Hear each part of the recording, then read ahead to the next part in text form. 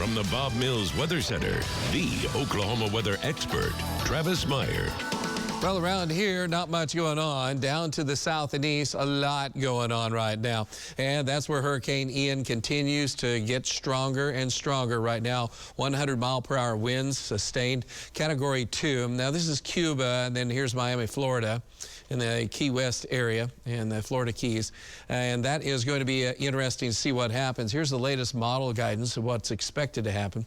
It'll be near Category 3 levels at 120 miles per hour as we go through the overnight, hitting Cuba. Now, normally when it hits Cuba, there is a mountainous terrain in there, and it usually slows it down, but we don't really see that happening because it's going on the west end. And so we're talking about once it gets just to the west of the Florida Keys, we're at 130-mile-per-hour winds, which puts it at a Category 4. And a Category 5 is the most disastrous type that you can get. And we're going to be up to 140-mile-per-hour winds potentially as it's starting to get just to the west of the Florida coast.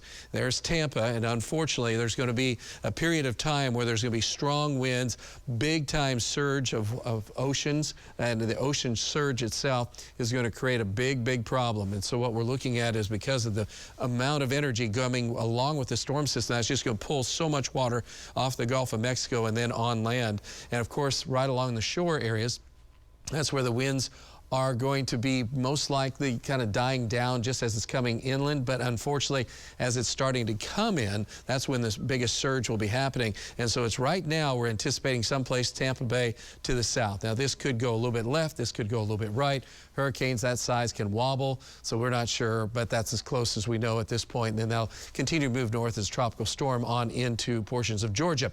So that's what's going on there. Now, also one thing of impact is the fact of the storm surge, as we call it, and that's what's going to be right along the coastal area. And so we're just pointing this out just in case you have family or friends that are going to be down here. It is going to be, again, right along the coastal areas. It's not a very big elevation rise. Like the highest point in Tampa Bay is 48 feet above sea level. And so we're going to be 12 to 15-foot storm surge in some of the bays. So this is a big deal for the folks there. That's going to be rough. We're going to find out a lot more as we go on into the future. Speaking of the future, other than the hurricane, we're looking again at this high still hanging out. It won't go away. It is weakening a little bit, and that's why we're getting a little bit cooler weather. Really, one of the biggest things is the fact that we're just getting shorter days, longer nights. But we don't really see it totally going away until we get to the middle of next week when we have more of a stronger north-northwest wind. That will increase our chances of cooler weather, but unfortunately, the chances of rain are pretty slim. Best chances will stay up in the Great Lakes area, and probably the biggest problem we're having right now is the fact that we don't see a lot of rain. So the rainfall forecast is just hit and miss in Oklahoma. Better chances up to the northeast, out into the Rockies and Wyoming. It's just around Oklahoma. It's just not good right now as we continue to lose water every day. We have our burn bans going on right along I-44 and then back down to I-40. And so this is all added up, and just don't burn if you don't have to because it's not going to get any better. Percent of normal, once you get down around the McAllister area, we're at 20 to 40% of normal since June 11th of rainfall. 20% of normal. That's not above normal, that's just normal.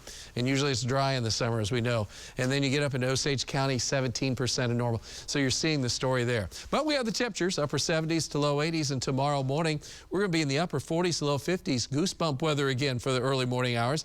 During the afternoon, it is very warm and very dry. We're looking for generally upper 80s, near 90 out around Stillwater. 50 to 55 early Wednesday morning in our area, and then Wednesday afternoon, we're in the generally low to mid 80s. And then the kickoff, Tulsa State Fair, warm. We're right around 80, but gorgeous weather in the afternoon. And then also again as we look on into Friday. So it's a good start. It's not going to rain us out by any stretch of the imagination. 69 at 9 o'clock tonight, mild.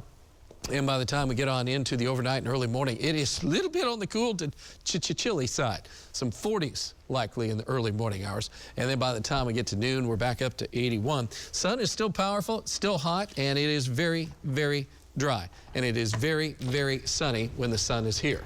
It's just the way the Tulsa Fair is going to kick off. So it's going to be a great run. The only chance of sprinkles or showers coming up next Tuesday and Wednesday.